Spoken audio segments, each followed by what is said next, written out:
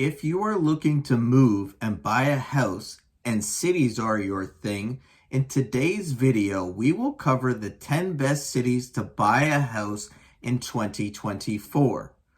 We will look at several categories, including public schools, housing, crime, nightlife, diversity, if it's good for families, and some other categories. Now, I understand some of these things might not be important to you. However, these are usually major factors people look at when considering moving to a city.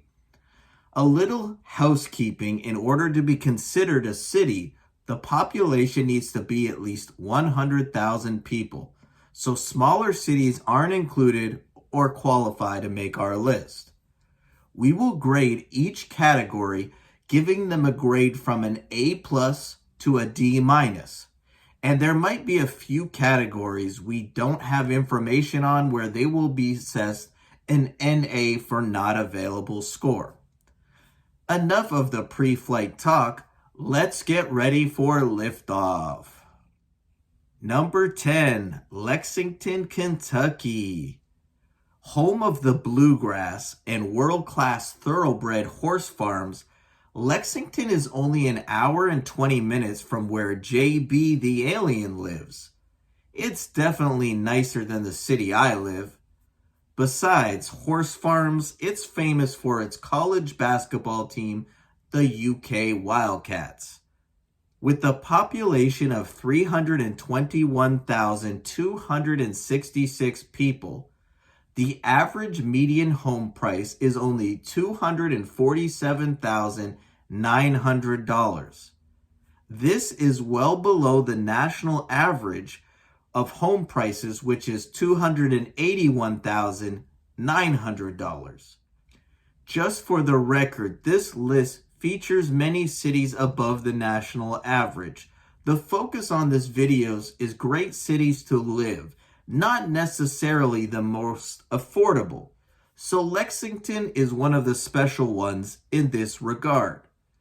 Lexington ends up with an overall rating of an A. It arrives there with an A- score for its public schools, B for housing, A- for families. Crime is its worst ranking, which is a C. Nightlife, A. It gets an A for diversity. Now, just a heads up, most cities, 100,000 people or more, usually score worse on crime than smaller cities and towns. And a C is about the national average in crime statistics. So even though it might seem like an average score, it is better than average for a city of this size. Now, for more scores, jobs are a B+, cost of living, B, outdoor activities an A-, weather a B-, health and fitness it scores a B, and commute times an A-. I honestly would move to Lexington given the chance, even though if you watch my other videos, you know I'm dreaming of South Dakota all the time. Number 9, Colombia, Maryland. Colombia is a planned community consisting of 10 self-contained villages with a population of 106,600 people. This city is much smaller than Lexington, so it has an advantage there if less people are your vibe. The home price is way higher though. The median home price is $458,700, so much higher than the national average. However, you get what you pay for in Colombia. The city has an overall ranking of A+. It scores an A in public schools, a B+ in housing, an A+ for families. We don't have the data for crime, so it gets an NA score in that category. A- in nightlife and an A in diversity. Colombia is a great place to find a job, scoring an A-. Cost of living is a C+, Outdoor activities is an A, and so is health and fitness. Weather is a B minus, and commute is a B. Number 8, Plano, Texas. Now, some might consider Plano a suburb of Dallas, but Plano is its own city. It is part of what's called the Dallas-Fort Worth Metroplex. I have never been there, even though JB the alien's beautiful bride was born in Fort Worth. She's not an alien though, she's human. Speaking of humans, 284,948 of them live in Plano, Texas. Looking to buy an average home in Plano? It's a little cheaper than Colombia, with the median home price listed at $412,500. Again, it might seem expensive, but it also scores A+ overall. Its public schools are A+, its housing is B+, A+ again for families, C+ for crime, A for nightlife, and an A+ in diversity. I heard the women who are from the area are beautiful, or at least the ones that I've met. Okay, I'll admit I've only met one and I married her, so what do you expect me to say? I guess if my wife ever wanted to move back close to her birthplace, Plano has a great job market where it scores an A. Cost of living is a B-, so is outdoor activities. Weather is a B+, health and fitness is an A, and the commute time is a B. Number 7, Fort Wayne, Indiana. The city was named after General Anthony Wayne, who was a general during the Revolutionary War, and that's when the fort was built in 1794. Now, the modern city was platted in 1823. Hey, fun fact. The fort was sieged in the War of 1812 when the Americans fought the aliens, Canadians, which Canada didn't even exist then. It was the British. Let's blame them. Us aliens had nothing to do with it. Now, the city has a population of 264,514 people. Those people are blessed with a median home price of $152,500. That's $129,400 below the national average. This contributes to why it's ranked 7th, but the overall ranking is an A-. The public schools are a B-. Housing and for families it scores a B+, C for crime, A- in nightlife, and A in diversity. Now here is a good time to tell you how we come up with housing scores, because it might be a little confusing about how we come about this ranking. It factors things like the availability of housing, different types of housing, and the area and the value of your money, and some other factors. So it's not just price. It's not as good as Plano for jobs, but it still scores a respectable B. The cost of living is an A-. Outdoor activities is a B+, and weather is a B-. What about health and fitness for all your New Year's resolutions, you ask? It's a B in that category, and the commute is a B+. Number 6, Sioux Falls, South Dakota. Now, there is a reason I love South Dakota so much and want to retire there one day.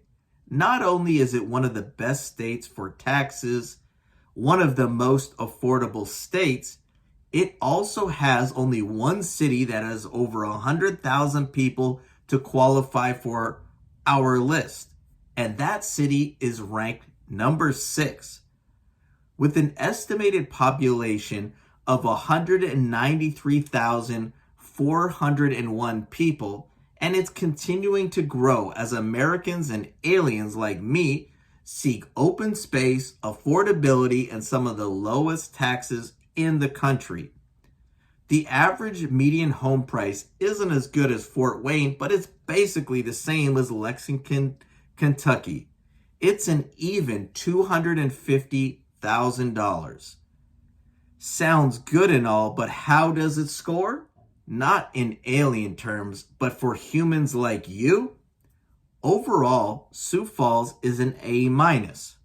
The public schools are an A-. The housing is a B+. It's also A- for families. Crime is an average C. Nightlife is A- and a B+ in diversity. The job market is an A-. The cost of living a B+. Outdoor activities a B-. Now Sioux Falls' worst ranking is weather, where it is a C+, because it can get high winds, snow, and winter can be cold. Health and fitness are a B+, and the commute is an A-, which makes up for the weather score, in my opinion anyways. Number 5, Huntsville, Alabama. Now overall, Alabama doesn't score high in most categories and stats when factoring in things that lead to standard of living. It is one of the most affordable states for cost of living and housing affordability though. The rest of the scores leave a lot to be desired, except for Huntsville, which is the jewel of Alabama. Huntsville has a population of 215,025 people. Its median home price is below the national average, Lexington and Sioux Falls, South Dakota, at $236,300. That's $45,600 below the average, and Huntsville is far from an average town. They have an overall score of an A. Good public schools scoring an A-. Housing B+, and for families it's an A-. It's average for crime at a C. It does lack nightlife compared to most other cities on the list with a B+. Diversity is an A. Now, for a whole lot of Bs, it scores B+ in jobs, cost of living, outdoor activities, and commute. It ends with a pair of B scores for health and fitness and weather. Not bad if you ask me. I once worked with a guy who was from Huntsville, Alabama, and he was one of my favorite coworkers, and he really made me want to visit there. It's on my bucket list. Any of you humans from Huntsville? What is the one thing or place I must visit if I go there? Please leave it in the comments section. Number 4, subscribe to my channel. No, it's not a city, but I was really hoping to grow this channel so I can continue spending the time creating these videos. It would help me out a lot if you would take the time to subscribe. I know I'm far off now, but I'm really trying to get to 1,000 subs so you could be part of my journey. Let's try this again. Number 4, Rochester, Minnesota. Now the people from Rochester, New York got excited for a second. No, not you folks. Rochester, Minnesota, which is the birthplace for the renowned healthcare organization, the Mayo Clinic. The founder was Dr. Charles Mayo. Rochester is a city of 120,848 people. The median home price is slightly below the national average, coming in at $268,800. It's kind of cool that some of the best cities to buy a house in America actually have homes priced below the national average. The overall score is an A, with a pair of B+ scores in public schools and housing, a pair of A- scores in diversity, and being good for families. Crime is a little better than average for a city this size with a C+, and nightlife is a B+. Now, if you need to find a job, it scores an A. If you gotta drive to that job, the commute is also an A. Cost of living and outdoor activities are both B's. Health and fitness is a B+, and the weather is a C+, which could be better, but still, Rochester, Minnesota is a great city to buy a house. Number 3, Naperville, Illinois. Now, I might have butchered that name. I always have tried to figure out how to say this city's name. We'll just go with Naperville. If I'm wrong, let me know in the comments. I have a confession to make. I don't really like Illinois, and I used to dread driving through it on my way home when I lived in Manitoba in the Canadian Army. I would have to cross the border and travel through North Dakota, Minnesota, Wisconsin, Illinois, Indiana, and finally home to Kentucky. I truly love every state I mentioned except Illinois. Why did I dread the state so much? Tolls. You gotta pay the tolls. I have stopped in some nice towns to eat. Heck, I might have even stopped in Naperville. But I don't remember. Anyways, it always makes me laugh because it scores so high on most lists. And my first thought is, how does any town in Illinois score so high when it has so many tolls?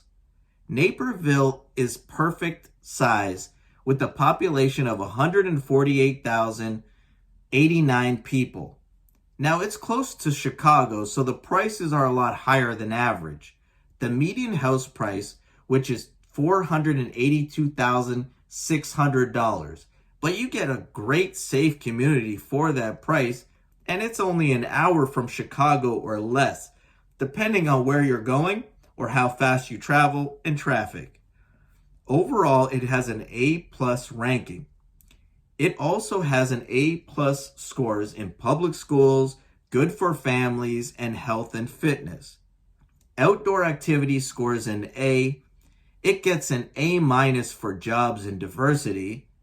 Housing, nightlife, and commute times get a B+. Crime, which it gets a B-, which is a really awesome score. Now, the cost of living is a C, and weather is better with a C+. I don't live up north anymore, but I do plan on going that way again, and I will definitely stop there to see what all the rave reviews are about. I guess I should start saving my change for all the tolls.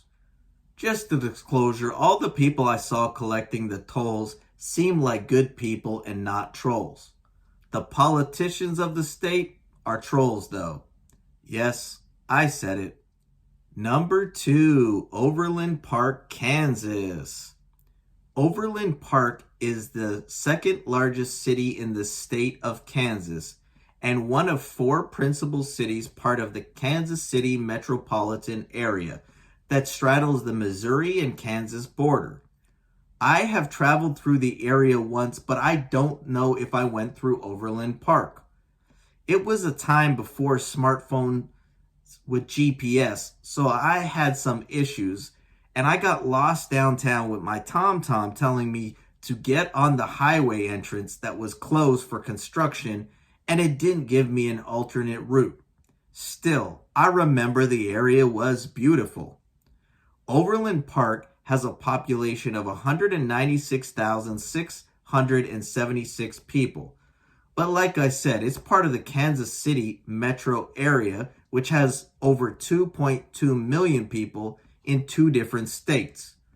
I hear Taylor Swift likes the area now. Yes, the median home price is higher than average, but I was a little surprised by this. I thought it would be higher than the $361,800. It's worth it though. You probably aren't surprised in scores of A+ overall. It scores A+ in public schools and good for families. No problem finding a work here. Jobs are scored A. Health and fitness also scores an A. Then the city scores an A- in housing, nightlife, and diversity, and outdoor activities.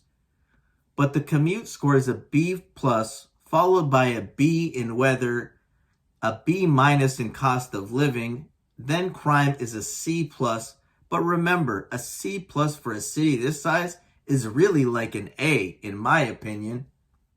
Number 1, the Woodlands, Texas. This city is another suburb, this time of Houston, but it does have a population of 108,402 people, so it is considered its own city. You might have heard the saying, everything is bigger in Texas. Now, one could make an argument that everything is better in Texas, as they have 2 cities that make our list as best cities to buy a home in the country. My wife tried to make that argument with me before, that everything is better in Texas. Eventually, the argument ended in a checkmate, as she said, well, I'm from Texas. My wife is always right, and even when she's wrong, I agree with her, because there's another saying Texas has, don't mess with Texas. Now, the median home price is way above the average, and even more than Plano. The median home price in the Woodlands is $456,400. Anyone else find it funny that the city starts with the word the? Overall, the city scores an A+ with a whole lot of A's. Canadian, A? To start, public schools, good for families, jobs, all score an A+. Next, the following houses, diversity, health and fitness, outdoor activities scores an A-. Now, crime has an NA or not available score. Nightlife is a B+, commute is a B, cost of living is a B-. Now, I wonder why crime is an NA. Houston is plagued with crime, so I wonder if they're hiding the statistics. An honorable mention to South Bend, Indiana, which would have scored 11th with an overall score of B+. So, what do you think about the list? Would you move to any of these places? If you want to find out the best states to live in 2024, check out this video.